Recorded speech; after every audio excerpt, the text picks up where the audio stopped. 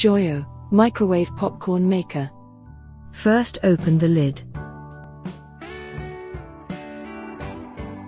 Remove the silicone cup.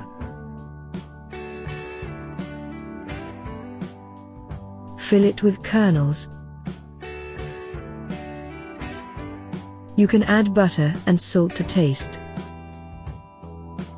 And place at bottom of the popping container. Make sure kernels don't fall under the silicone cup before microwaving. Place the popcorn maker in the center of the microwave. Popcorn will usually be done in 2 minutes. Cooking time may vary with the wattage of your microwave. If more or less time is necessary, adjust the time accordingly. Do not overcook. Give the popper a light shake to let all the unpopped kernels settle to the bottom. Enjoy. Pop in fast, fun, and delicious microwave popcorn.